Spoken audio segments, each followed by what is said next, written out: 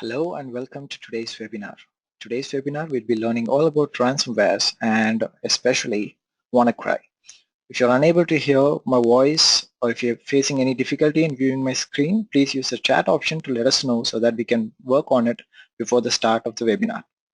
So for those who are experiencing audio issues, I guess you can see this message clearly.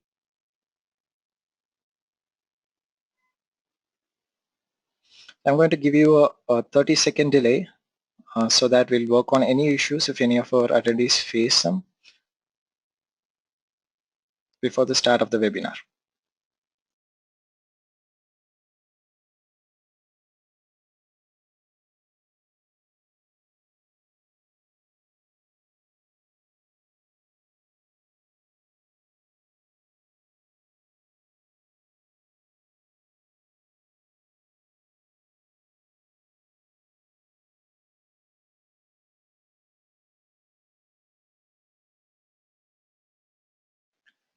Good afternoon.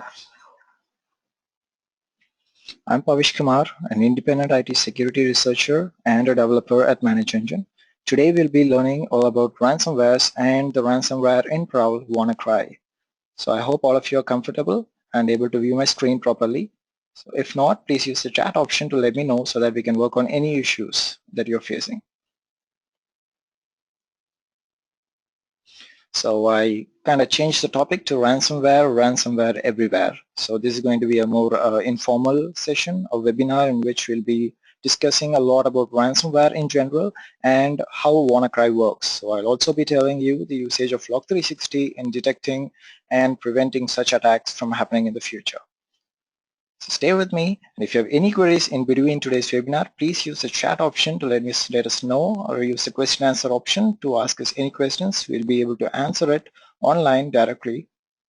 And at the end of the webinar, we'll have a time of 10 minutes in which you can ask all your questions, which will be answered online directly.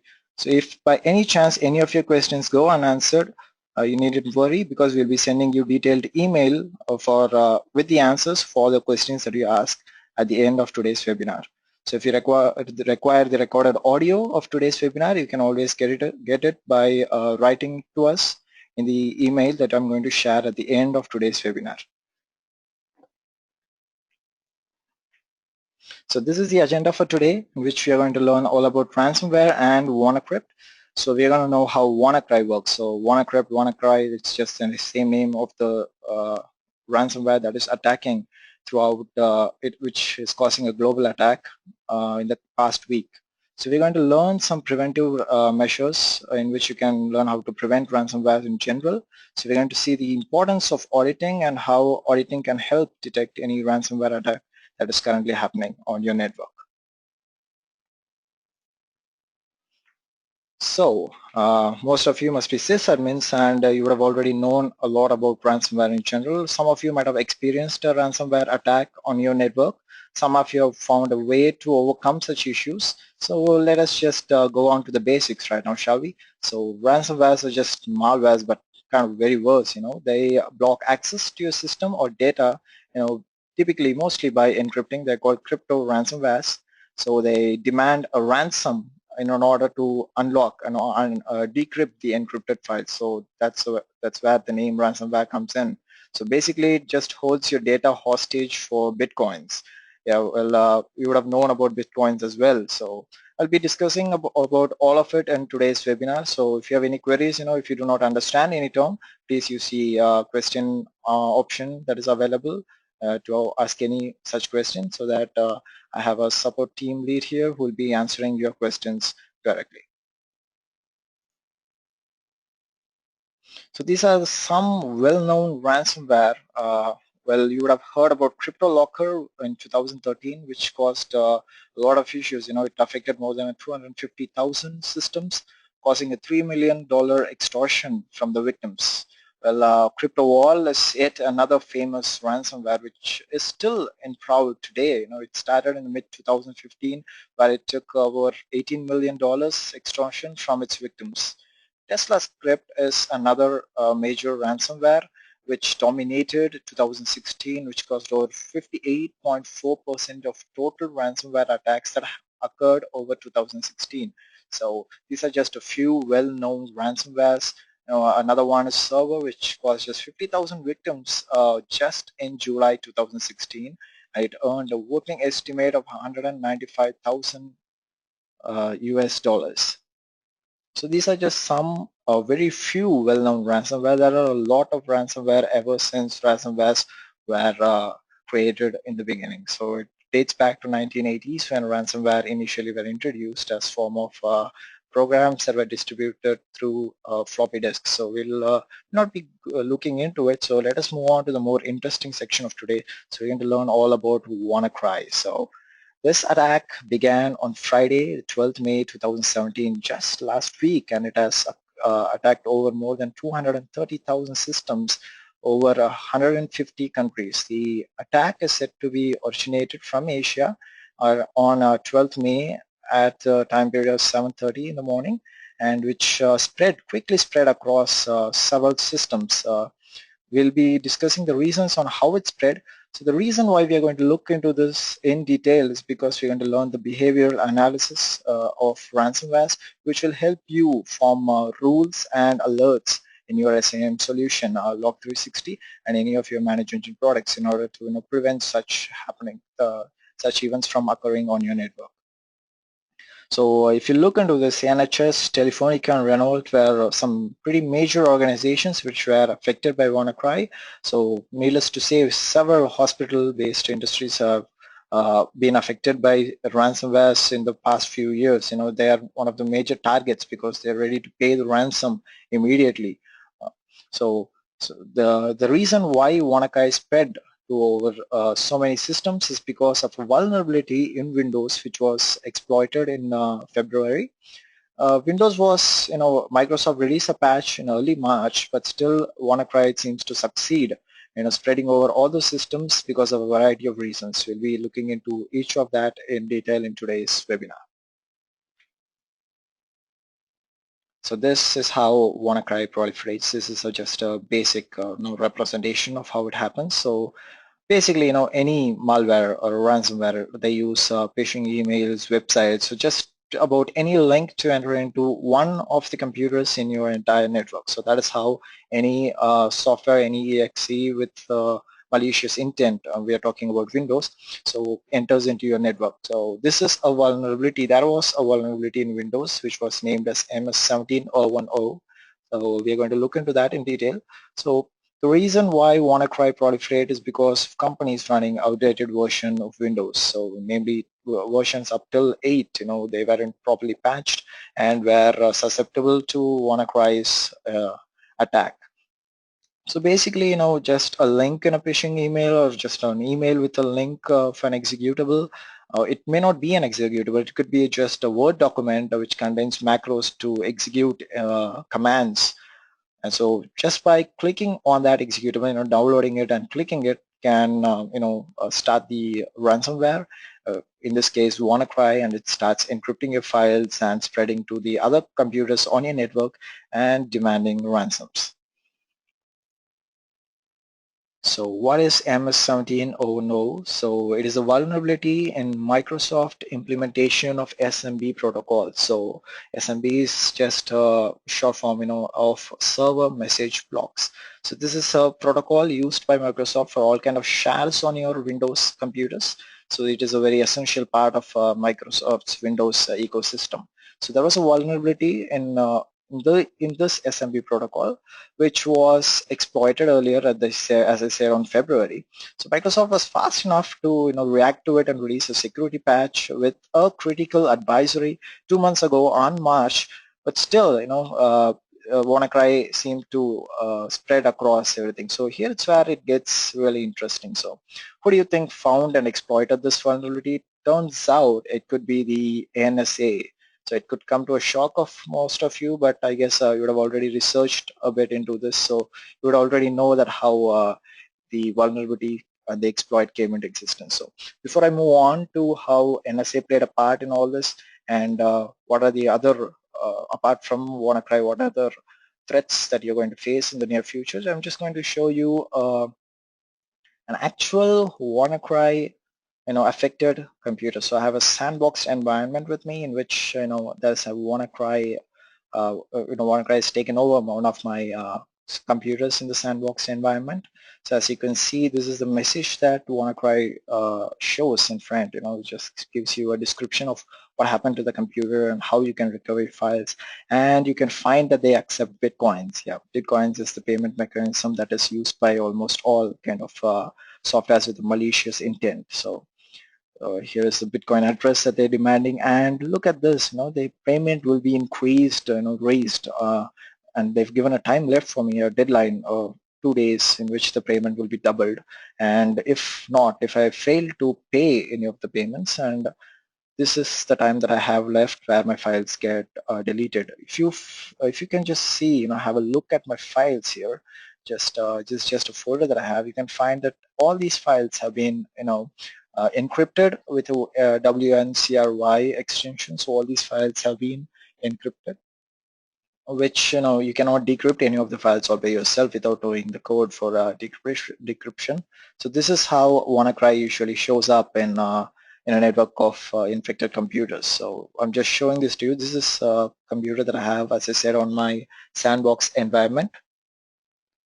Okay, some of you say that the sound occasionally fades out for a few seconds, so I'm just going to pass for around 10 seconds here.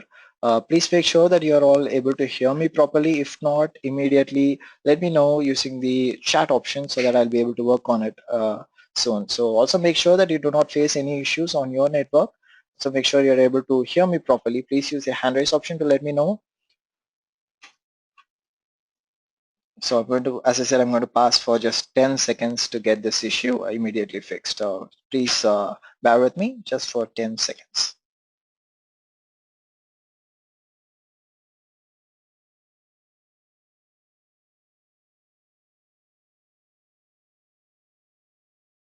I hope you are now able to hear me properly. Yeah, sure. So I guess some of you say that it has been going good for now. So I guess I can move on with the webinar. So if you face any issues in between, please let me know immediately so that for you to have a better experience and to get as much as possible from today's webinar. Make sure that you do not face any kind of issues. So if by any chance you face some issues on your network, you can always get a recorded video from us after the end of today's webinar. So you can always write to us and we'll be sending you a recorded video. So you needn't worry about that. Right, I guess we can continue with the webinar.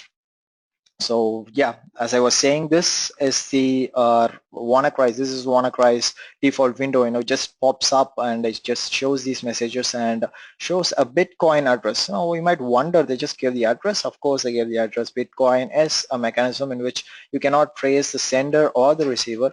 But sure, you can trace the amount being sent or being received, but you can never trace the one that is sending the amount or the one that is receiving the amount. So that is how Bitcoin, overcomes difficulties and still stays. It is a cryptocurrency that stays on top, which no government is able to stop and no one is able to prevent from taking place. So all kind of malicious activity happen over a Bitcoin, and you'd be shocked to know how much one Bitcoin, costs. It's over 1,800 US dollars. So just for one single Bitcoin.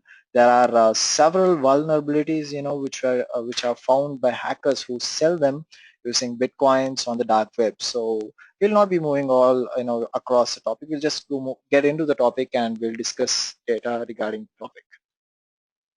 So yeah, I get few questions regarding how WannaCry can be removed once it comes in, how the files can be restored, and um, you're going to be disappointed because for as of now, no one actually has a decrypting mechanism for WannaCry. So every once in a while, when a ransomware attacks a computer, when at the time. When a ransomware attacks a computer and just encrypts all your files, it takes a while before the ransomware is stopped and the source of the ransomware is identified.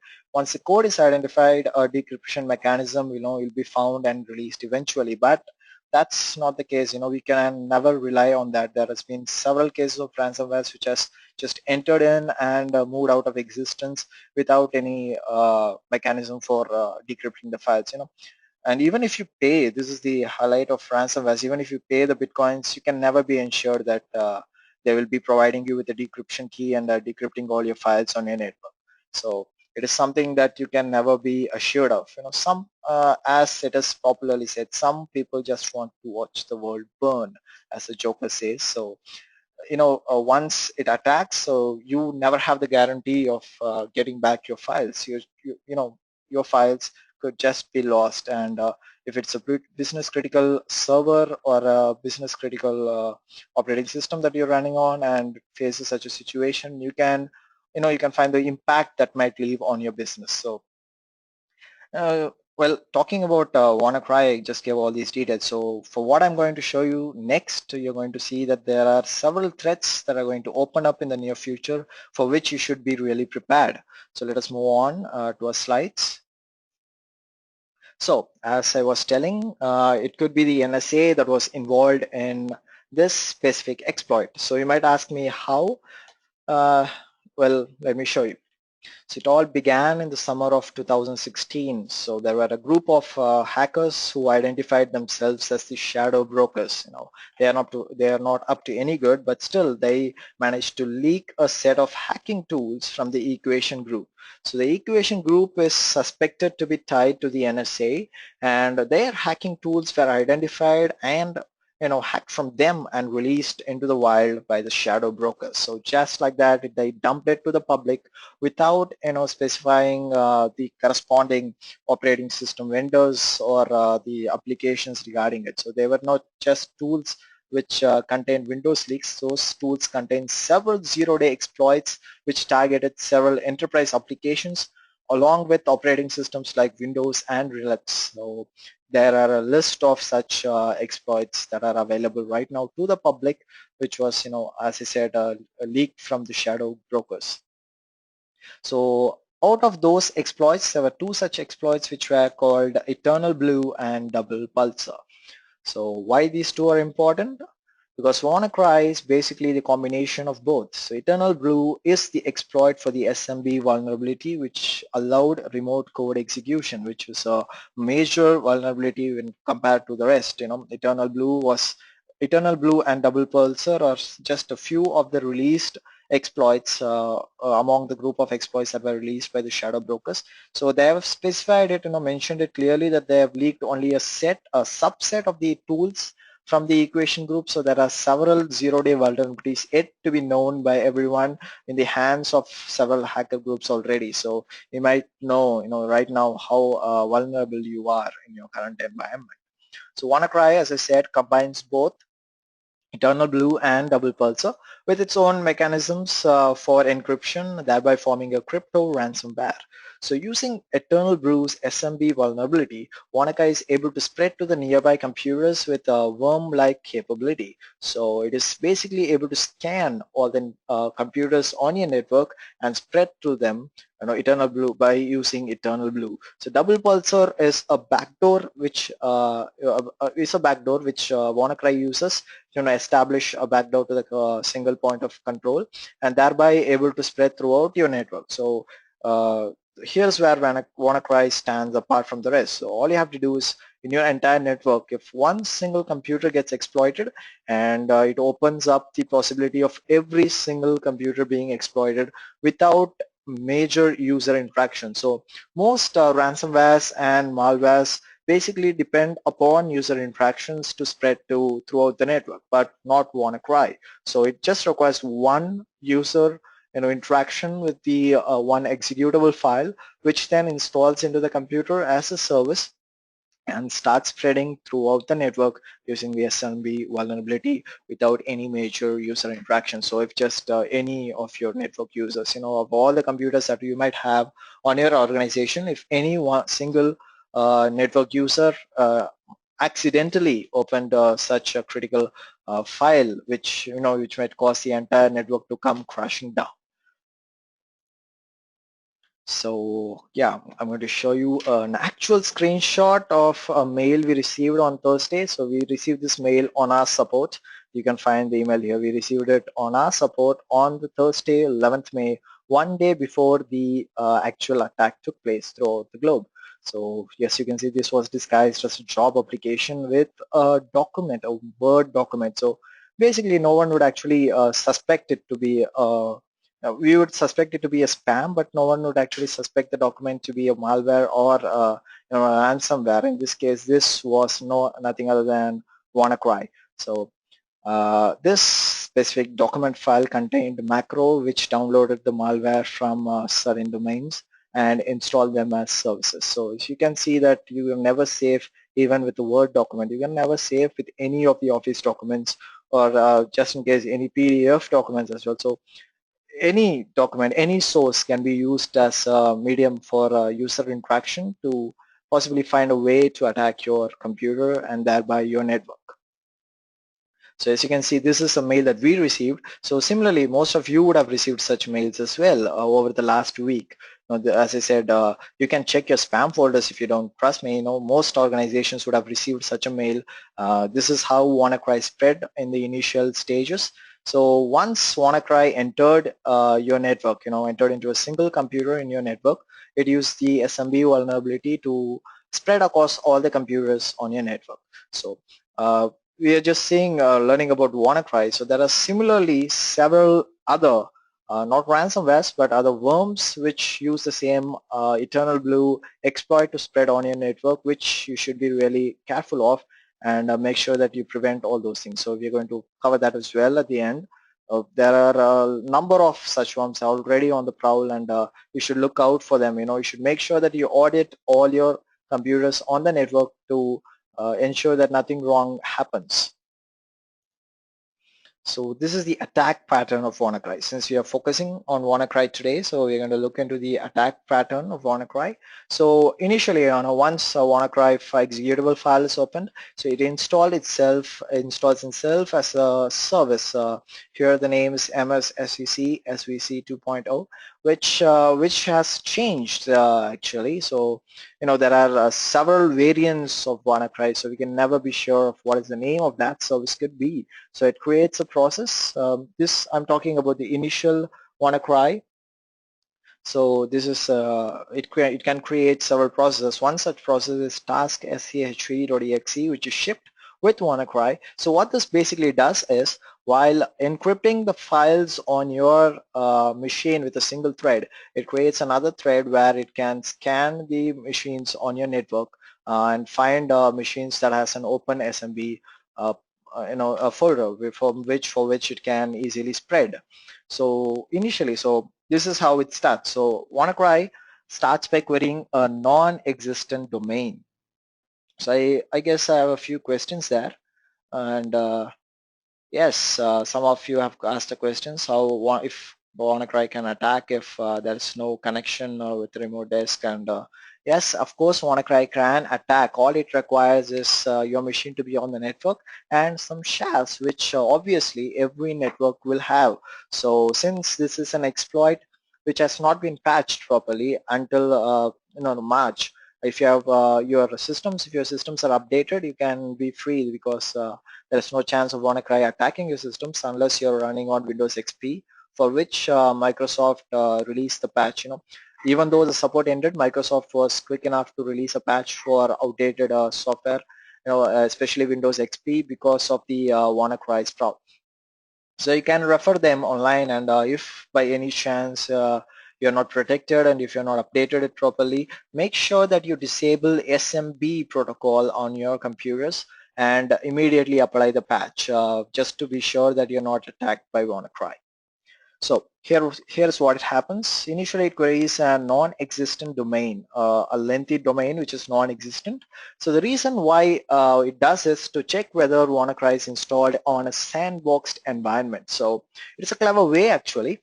Most white hat hackers and security researchers test such malicious software in a sandbox environment like the one I have right now with me. So this is a sandbox environment in which I have this specific ransomware. So in order to detect whether it's in a sandbox environment, what usual ransomware does is this is an actual pattern, followed by some or most of ransomwares. Previous ransomwares like Locker also followed such patterns. So it initially queries non-existent domains. So if the query succeeds, if software is installed on a sandbox domain which allows network ping back from any query that is sent from the sandboxed operating system or software, it always succeeds. So if the query succeeds, the application detects, assumes that it is installed on a sandbox environment and stops all execution. So essentially it turned out to be the kill switch. So well, WannaCry 1.0, that's what I'm going to call it. So this is the initial version of WannaCry which caused all these attacks. So basically this was just the start of how WannaCry came in. So they had their domain hard-coded on the code, on WannaCry's code. So most ransomwares don't do that. So they have a list of domains, or just they use a random function to query random non-existent domains, and if it fails, they start the application. On the other hand, WannaCry used a single static domain, which turned out to be its kill switch. Well, it was identified by an independent security researcher, who found out that several DNS pings were made for a certain lengthy domain name and immediately registered and sinkholed the domain. So, which triggered the kill switch for WannaCry. So, but that doesn't mean that WannaCry stops execution. If by any chance that your network prevents access to the internet, or if your computer doesn't have access to the internet, it can still, because the query fails, it can still spread throughout your own network. So as I said, it's not really that clever because WannaCry just used one static domain name. So this is the actual domain name that was used by WannaCry. So if you'd like to try this, I'm just going to, okay, let's go back to the previous slide. So if you just look at this domain, I guess I'm just going to show you this domain. So if you just open this domain, you can find just text that says sinkhole.tech. This domain was registered, as I said, by an independent security researcher who sinkholed the entire domain and made sure that the command and control center for the ransomware is stopped, thereby making sure that the ransomware does not spread. As I said, essentially a kill switch for WannaCry. So it basically did, slow down WannaCry. I wouldn't call that a kill switch because, there essentially once such a thing happens, the creators of initial malwares don't stop. So it's not over. This is the 2.0 of WannaCry, which immediately arised. There are several versions of WannaCry itself that came into existence, some of which have not been made by the initial creators. So any nookie or anyone who tries to mess with the computers or create ransomware on their own can just use the binaries of WannaCry to create a version of their own. So thereby making and causing havoc throughout the network. As I said, some people just like to watch the world burn. So which is what I have over here. This is WannaCry 2.0, which does not have a kill switch and which starts no matter what. It does not query the domain, and it does not worry whether it's sandbox, because right now, since it's already spread through a number of computers and caused havoc over 230,000 systems all around the globe, so they don't have to hide anymore. So since we've already found the pattern, they just, once WannaCry is installed, starts executing and encrypting all your files. So that's where things get tricky. Now, if you seeing all this, we cannot blame anybody. You cannot blame Microsoft because Microsoft released a patch on March, and they could just put the blame back onto you for not updating your software. You can blame the NSA for creating such exploits and not informing Microsoft, or keeping the public hidden from such exploits. But or you can even blame the shadow brokers for finding all those exploits and releasing them to the public without prior notice to Microsoft or any of the vendors. Or should we blame the Windows users? Should we blame ourselves for not updating Windows? So most of our customers, when we ask them to update their Windows for security purposes, they usually come back to us saying that they have some business critical application from other vendors installed on their specific production servers, and if they upgrade, which actually causes the business critical applications to fail, which breaks those applications. So they are bound by certain reasons of not being able to update their operating systems. There could be several reasons which are valid and acceptable, and we just can't put the blame on anybody. So the best way is to, if you ask me, is to be patched and stay safe, regularly, properly updated with the security patches released by the operating system vendors. So in this case, Windows. So as I said, Windows did release a security patch for XP, which it ended support a while ago. So they managed to still send a patch because of the major havoc that WannaCry was causing over the previous week. So let's go on to the important topic. So meanwhile, if you have any questions so far, please make sure that you ask them so that I'll be able to answer them before moving on to the next section on how we can prevent ransomware attacks. I'm just going to say the basic points which can help prevent several ransomware attacks from happening on your network. So if you have any queries, please make sure that you ask them right now before I move on. So I'm going to have a 10-second, I'm going to give you a time of 10 seconds here, or 10 or 15 seconds. Yeah.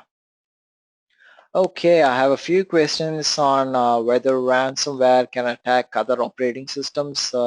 Basically they have a question Mac. Yes, of course, it can. Maybe most ransomwares do not target such systems because they usually target systems that are available in a vast majority of account and easily exploitable.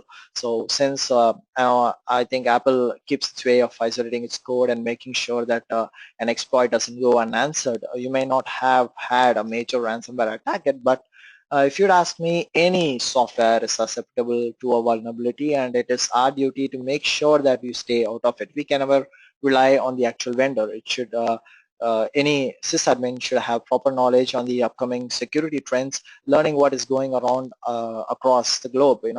Staying updated yourself, learning about all this recent security incidents that are occurring over the globe, and making sure that your network doesn't get affected by such incidents. So that's my answer for that. Right, I guess I can move on with the steps to prevent ransomware attacks. As I said, it is essential to use updated software. So, as I said earlier, most customers come back to us saying that the update just breaks their operating system, which was working fine until then. But it is essential to know that there's a reason why certain critical patches are being sent and an update is made essential. So most security patches, once they're identified, are updated by operating system vendors. There are a few which go unnoticed and not properly updated, but before that, I guess most ransomware attacks happen because users do not update their software. So you leave a vulnerability which is known to the entire world open on your network, which is definitely bound to cause certain, it's bound to cause issues on your network. Any person with knowledge of how the vulnerability works can exploit your entire network and take control, which you should never allow, and the reason why you should use updated software. And for ransomware, yes, it is essential that you use regular data backups, of course. So if you have VM, most of you use virtual machines for your production environment. So if you have VMs, to make sure that you take regular snapshots and make sure they preserve your data regularly, because it is essential that data backup should be in place if by any chance anything goes wrong. So why this is important is because once an attack happens, be it a malware or a ransomware, no, the world cannot immediately react. No vendor can immediately know that such an attack might happen. Your antivirus cannot help, and fully configured SIEM solution may not help. Your operating systems may not help. So that is where you have to make sure that you stay updated, because once a certain number of events occur is when people start noticing, when all the vendors start noticing and immediately give you patches. So for those who got affected in those term, in that period of time, there are people, they are mostly, helpless, and they go losing all their data. Most of the time, this is how any attack, be it a ransomware, a worm, or malware, just about any IT security attack happens for this reason, because it takes a while for most vendors to notice. So in order to say sure that you do not, it might be just a percentage of the entire attacks that happen. So, but you have to make sure that you do not be, you're not there in that one single percentage. You don't want your business disrupted. So this is where you have to make sure that you audit your file and security subsystems on your machine. So it is very essential for auditing, be it any threat occurring on your network. So nothing can go unnoticed if they are logged properly. So you might be customers of Log360 or any of Manage Engine's product. So you might know the importance of auditing. Most of you would be using our products for the same purposes. So you might want to ensure compliance. You might want to get real-time alerts of if anything goes wrong on your network. So this is, as I said, this is where auditing really comes into account. You have to make sure that if everything on your network goes noticed, gets logged. So if by any chance an attack happens, and if they go, if it just starts unnoticed because of the lack of knowledge, if it initially starts, you can always get to know how it happened and prevent such attacks in the future. So most ransomwares have a common behavioral pattern. They target your files. So since we are discussing ransomware, so I'm just going to discuss about the behavioral pattern of ransomware. And in the future, we might have other webinars in which we'll be, discussing regarding other security threats that might occur over your network. So most ransomware have a common behavioral pattern in which they, target your files by modifying them and modifying their extensions, thereby encrypting them and by their own encryption mechanism. So as you can see, this is the bulk file operation which takes place on your machine. But it could be a common one, a bulk file operation could be a common one. You cannot just create a rule for that. So this is where learning, knowing and staying up to date on your own terms with what happens around the network comes into account. So once once you start noticing news of WannaCry, you would have noticed that several websites sprang up immediately with describing all the trends and behavior pattern of this specific ransomware. In this case, it's a WannaCry. So I have explained about it a lot in this webinar as well. So as you can see, I've just explained the entire working of WannaCry. So once you learn the working of such a WannaCry, it's fairly very simple to create an alert in Log360.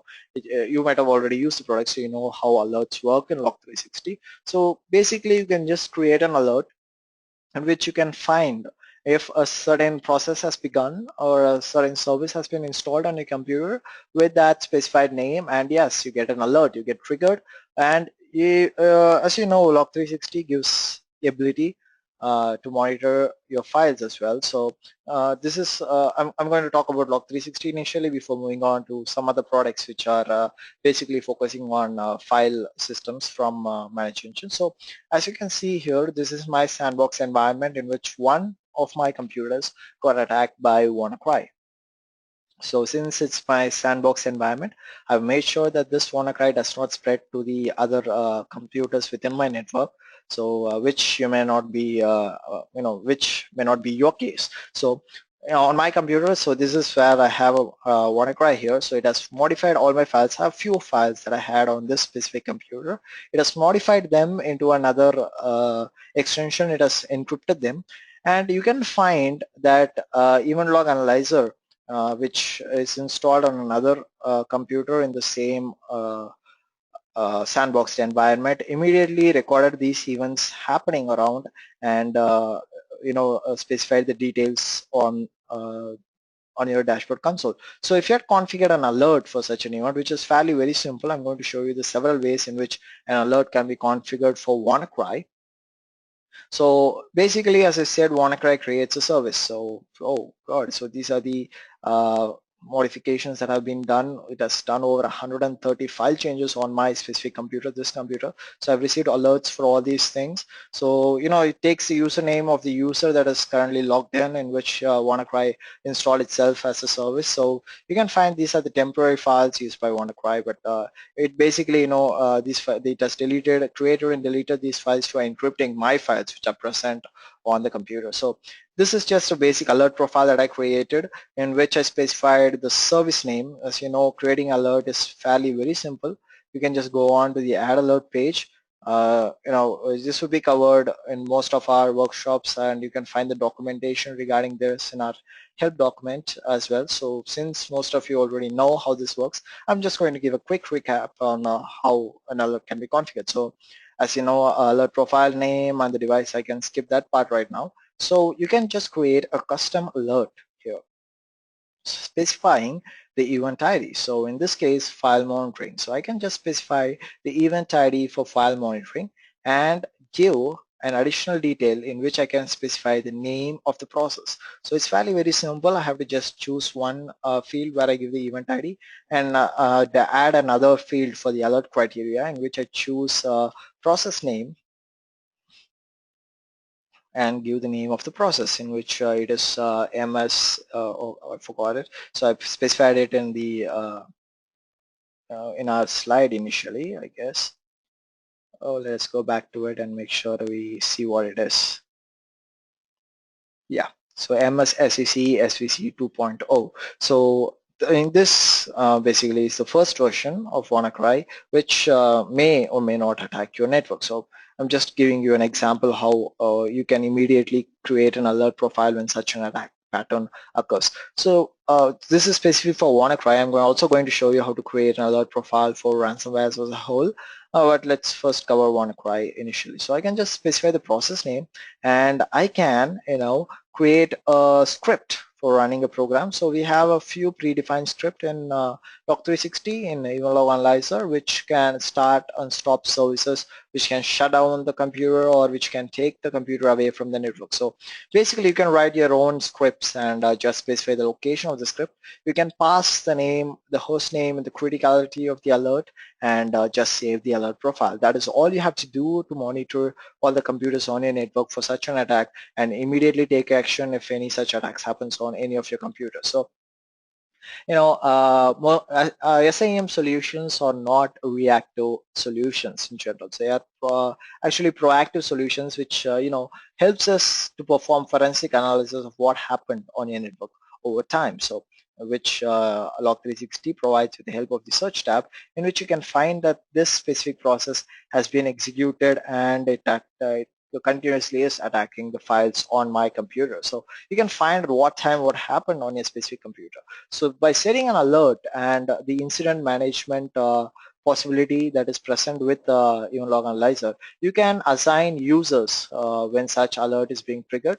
So those users will be able to immediately perform the action, or you can just place a script which takes the device or the machine away from your network, thereby preventing the ransomware from being spread to other computers. So if you say, if you want to, stop WannaCry from starting, take a reactive measure, this is the most possible reactive measures that SIEM solutions can offer you. So why go for SIEM? You may ask, why not antivirus solutions? Your antivirus has no clue of WannaCry until the vendor of the antivirus identifies the attack pattern of WannaCry. Whereas our SIEM solutions do not have to be configured for any specific versions of ransomwares or malwares or worms. You can just identify all of them by predefined rules that are available to you, which you can find on our Log 360 console. So as I said, similar to Log 360, we have another product which is called File Auditing Plus. So this is the demo page for File Audit Plus. So File Audit Plus is basically, for auditing your file system alone. So it does not have the entire SIEM capabilities. For those of you who require only the capabilities of auditing your file subsystems on your network, you might want to prefer File Audit Plus, whereas Log 360 is a complete SIEM solution which gives access for your entire AD network as well as even log analyzer. So to learn more about these products, if you're unaware, you can attend the workshops that come along with each of these products, which occur every now once in a while. So you'll be notified regarding the same when they occur, in which we'll be discussing in detail about each and every functionality of the SIEM solution. So since we are covering all about ransomware today, I'm not going to get into that in detail. Yes, some of you have asked whether you require, or you could download this webinar, maybe not immediately. I'll be, please write back to us to our mail ID. So at the end of the webinar, I'll be sharing you the mail ID. So once you write back to us, we'll be able to send that through mail. We'll be able to share a link. We'll upload this on our website, and we'll share you a link in which you can view the webinar once again. Yes, we'll come back to the. Oh yeah, I was talking about File Audit Plus, I guess. So in File Audit Plus, we have alerting option as well, in which we have basic alerting for ransomwares by default, which is since it deals with file auditing, we have a default ransomware attack patterns here. So ransomware encrypted files, you can just have an alert when such files are being encrypted by ransomwares to make sure that you know what happens immediately on your network. So that you can take the reactive measure.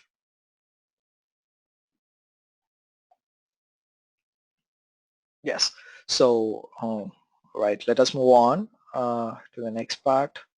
I guess we've seen all this already. So yes, yeah, exactly. So how auditing can help? I've just explained you the usage of how Event Log Analyzer, Log 360 as a whole can help you identify such events occurring on your network.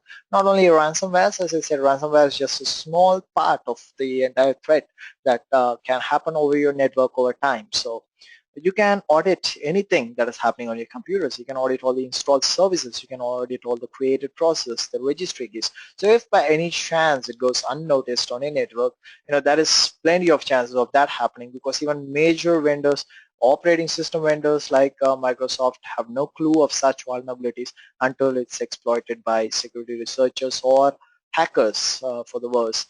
So you'll be able, alerted and instantly able to detect when an attack is occurring on your network. So uh, on Log 360, yes, since I'm talking about Log 360, so we have a upcoming release which contains detailed correlation rules by default, in which you can correlate several events happening on your network. So I would have, if you have attended any of our previous workshop, you would have known about that. Or if not, once the release comes, we'll be notifying all of you, in which you can download that, in which you have several predefined correlation rules for several threats that might occur on your network. So we'll cover that in detail in the upcoming workshops. So if you require any detail immediately, as I said, you can write back to us. We'll be sending mails to you directly regarding all the help you need. So since this is a really short webinar session, I won't be covering everything in detail. So as I said, please write to us and we'll be sending you the details. Yes, so as I said, we allow running a script in which once an alert is triggered, it is triggered as soon as the event occurs, you'll be able to perform anything that you want to do on your network. So the reason Log360 performs well is because it is adaptable to changes. It is completely configurable. So you can just configure Log360 to do almost anything, to take almost any measure that you want for any type of event ID. It may not be security related as well. It can be just an informational event occurring for applications that are custom written by you. So, and you can just detect events and run scripts for alerts that occur, or you can just using the incident management option, you can assign it to people, to users of Log360, and they can take measures as well. So there are a ton of options available which can now help you prevent several such attacks from happening.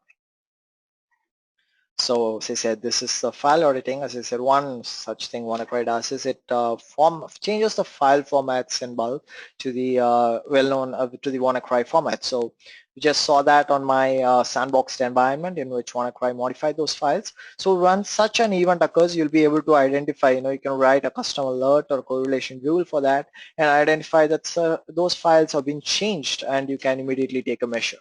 So this is just steps of how you can use auditing to prevent WannaCry. So as I said earlier, auditing is done for a wide variety of reasons. Some of you, mostly healthcare industries, prefer auditing for compliance purposes, which we offer out of the box in Log 360. So some of you want to correlate events occurring on your network and be alerted when a real-time threat occurs.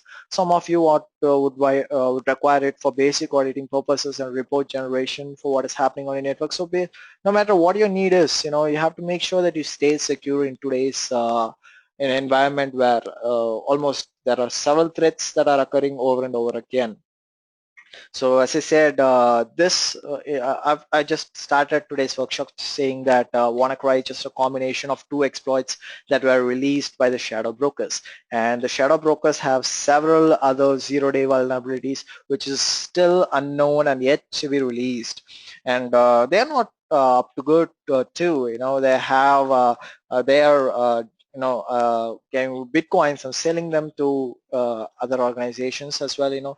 A lot of that happens on the dark web where hackers are hired for certain such specifications and certain causes for wreaking havoc. So it is, as I said earlier, it is our duty to make sure that you stay updated for what is happening around. That is the main reason of today's webinar. This webinar is just to make sure that you stay updated on how how WannaCry occurred, how WannaCry came into existence, and to warn you on the future security threats that you might face, and which we'll be having a series of webinars in the future in which we'll be talking and discussing a lot about future security threats that might occur, in which I'll be explaining you in detail about all the future attacks that are possible, to make just to be sure that you stay in trend and updated, stay updated yourself.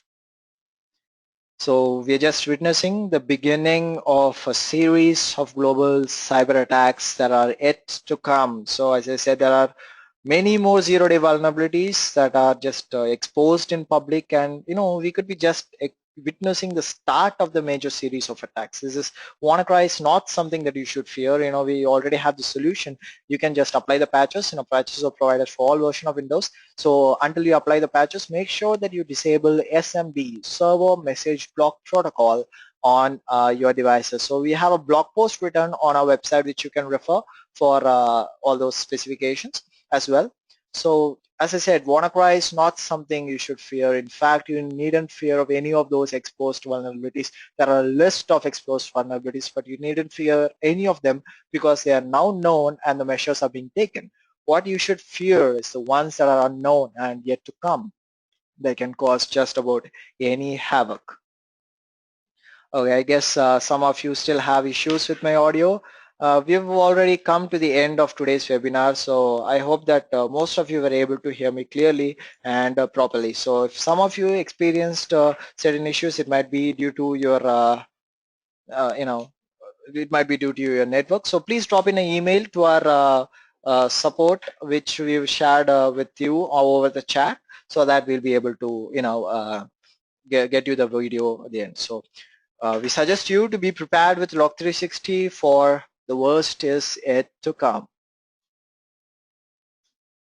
Thank you for joining us today, and I hope all of you had a good time. Please note our support email ID, eventlog-support@manageengine.com. So I'm just going to write it up for you. I thought I put it up in the slide, but I'm just going to put that up here. eventlog-support at manageengine.com. So just please note down our support mail ID, and you can just write back to us if you require any further assistance or if you require anything at all. So we'll be ready and more than willing to help you with whatever your query is. So if you require the workshop or the webinar audio or the video as well, please make sure you put an email here so that we'll be able to send that to you. So at the end of today's webinar, make sure that you give proper feedback. You can positive or negative. It is both equally required by us. Please make sure that you give your feedback so that we'll be able to conduct future webinars and workshops based on the feedback that you give. Thank you all once again for attending today's webinar. So I hope most of you had a good time today. Please make sure you give your feedback. And if you have any queries, please use the question option. I'm going to be here for another 5 minutes, so you can ask any questions if you have any. So with that, I guess we're going to end today's session. So if you have any questions, you can ask now or you can drop an email. Thank you. Thank you all once again.